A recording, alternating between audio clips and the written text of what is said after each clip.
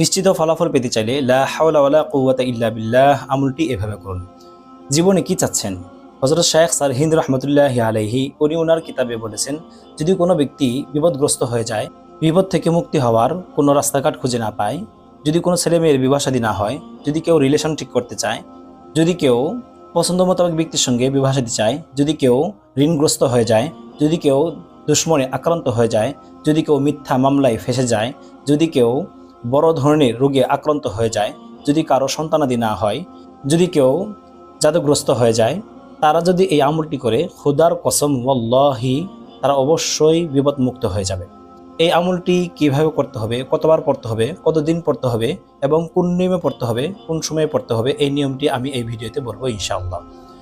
প্রিয় দর্শক, রাসূলুল্লাহ সাল্লাল্লাহু আলাইহি ওয়াসাল্লাম বুখারী শরীফে ও মুসলিম শরীফে লা হাওলা ওয়ালা কুওয়াতা ইল্লা বিল্লাহ এই আমলটিকে জান্নাতের গুপ্তধন বলেছেন এবং রাসূলুল্লাহ সাল্লাল্লাহু আলাইহি ওয়াসাল্লাম বলেছেন যে এই আমলটি করার পরে দোয়া করলে তৎক্ষণাৎ দোয়া কবুল হয়ে যায় এবং আল্লাহ তাআলা দোয়া ফেরত দেন না এবং বিপদমুক্ত হয়ে যায়।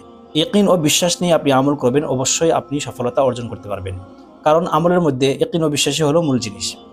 যদি কোনো মা বোনরা এই আমলটি করতে চান তাহলে খোদা প্রদত্ত রোগ চলাকালীন আমলটি বাদ দিবেন, যখন সুস্থ হয়ে যাবেন তখন আমলটি আবার শুরু করে দেবেন। প্রিয় দর্শক, এই আমলটি করার সময় হলো যে এশার পরে ঘুমিয়ে যাওয়ার আগে এই আমলটি করবেন।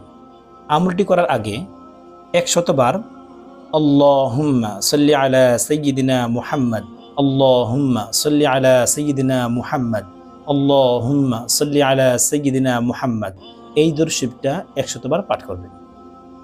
পাঠ করার পরে লা হাওলা ওয়ালা কুওয়াতা ইল্লা বিল্লাহ, লা হাওলা ওয়ালা কুওয়াতা ইল্লা বিল্লাহ, লা হাওলা ওয়ালা কুওয়াতা ইল্লা বিল্লাহ এই দোয়াটি 499 বার পাঠ করবেন। তারপরে একবার, মাত্র একবার লা হাওলা ওয়ালা কুওয়াতা ইল্লা বিল্লাহিল আলিয়্যিল আযীম পাঠ করবেন। পাঠ করার পরে আবারও দরুদ শরীফ 100 বার পাঠ করবেন, যে দরুদ শরীফটা মাত্র বললাম এটা।